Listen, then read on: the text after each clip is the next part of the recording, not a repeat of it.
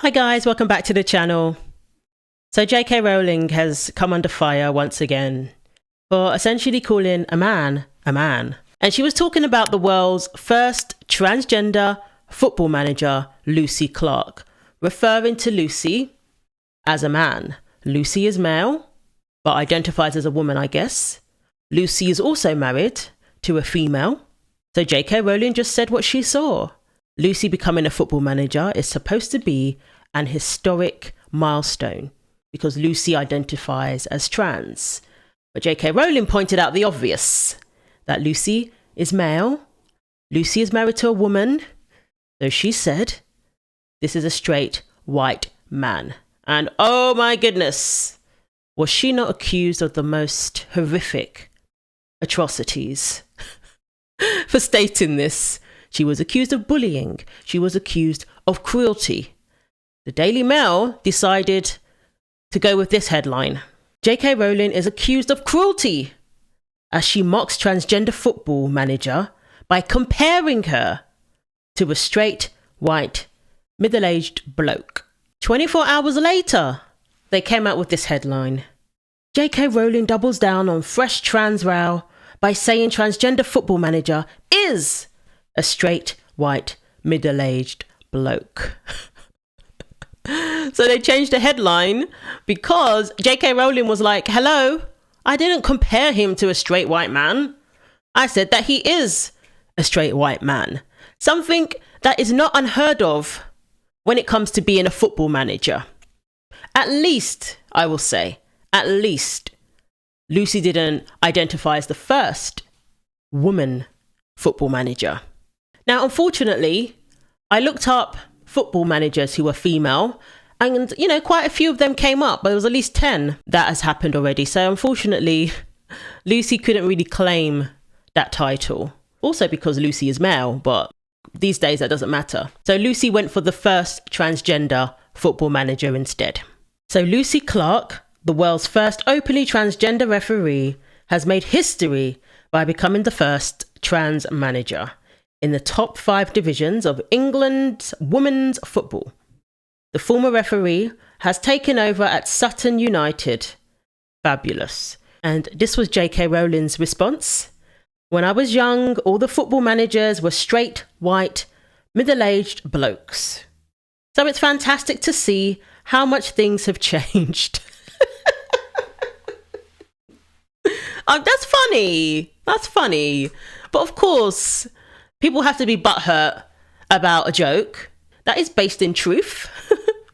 And yeah, people weren't happy with her response and accused her of comparing Lucy to a straight white male.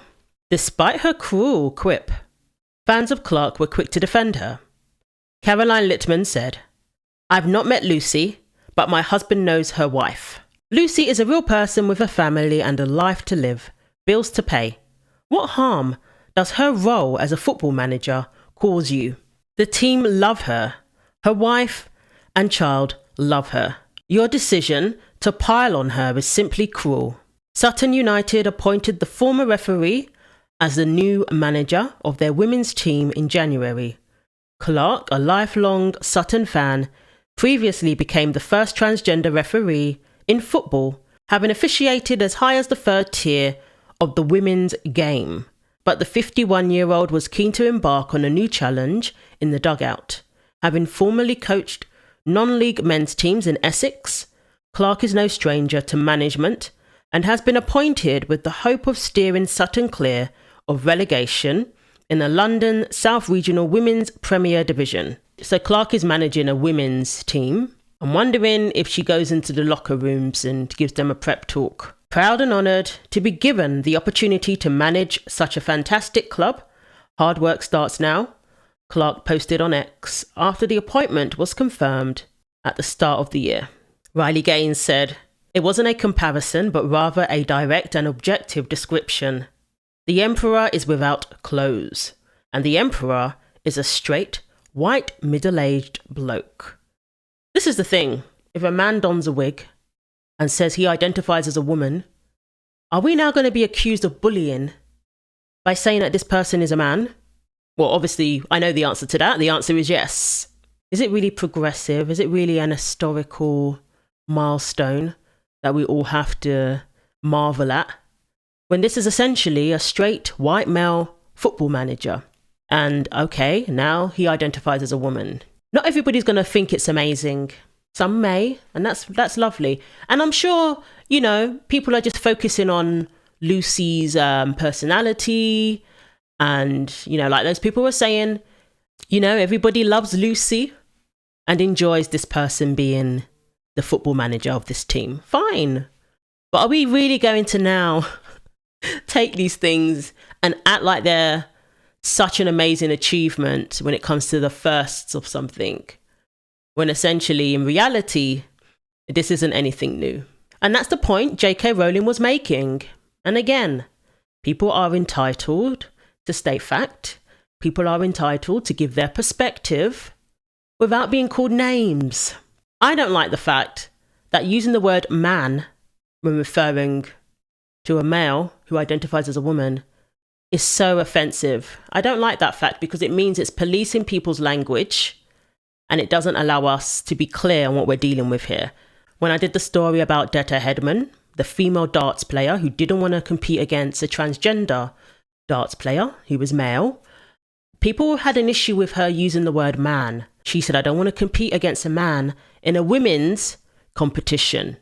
People had such an issue with her using the word man to the point where she can't even just state fact. This is a women's competition. Yes, this person may identify as a woman, but it doesn't make him a woman. And I don't want to compete against a man because this is a women's competition.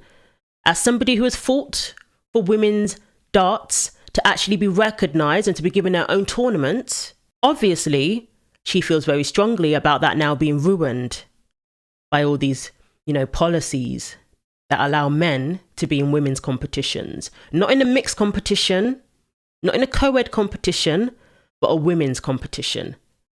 We are allowed to say what we see for the sake of clarity, for the sake of truth. There was a story, the most horrific story. I mean, I don't even know how to approach it when it comes to addressing these type of stories. A transgender individual who is male ran over a man going out to his mailbox. Minding his own business, he went out to his mailbox.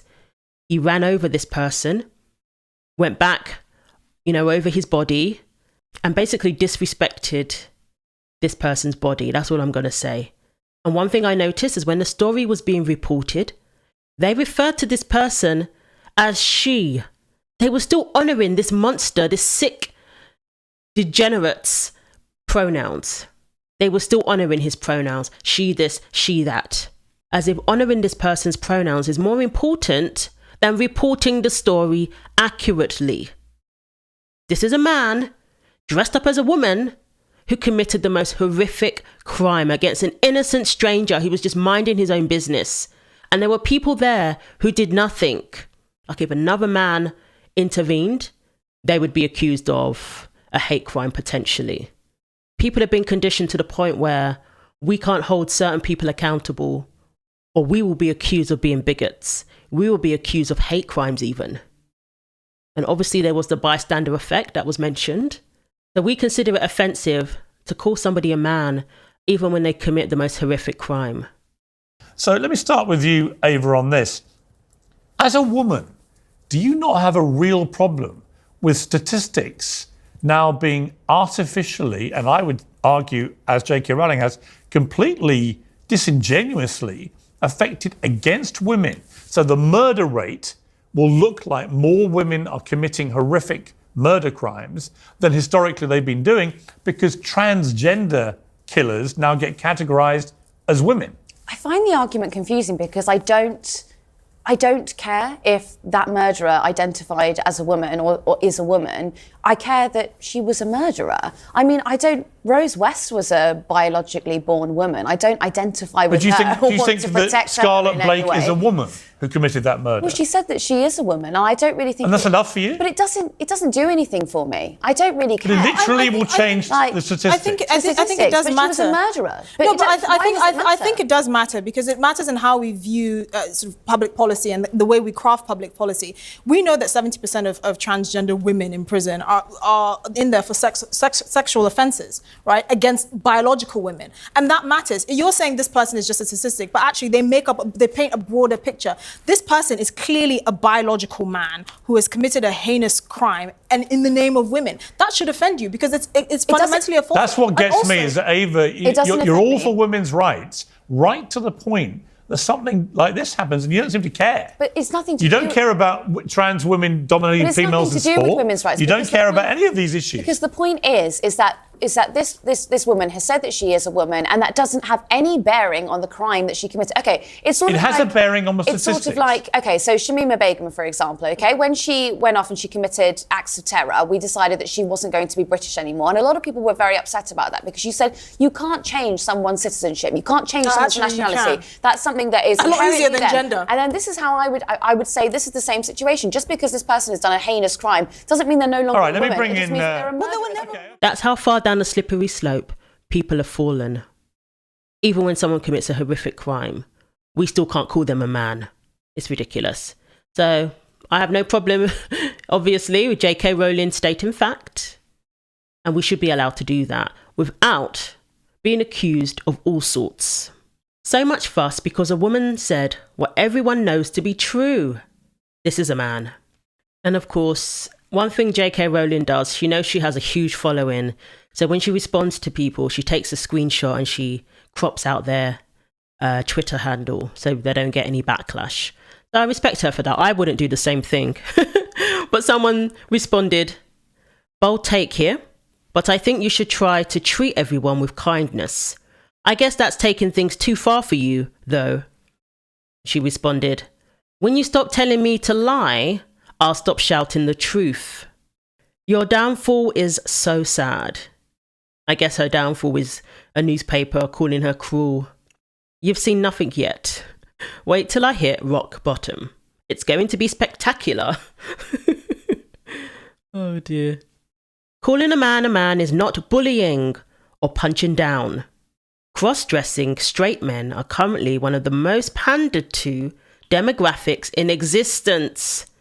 And women are under no obligation to applaud the people caricaturing us. Absolutely. And look, back in the day, if a man was a cross-dresser, he was a cross-dresser, and that was it.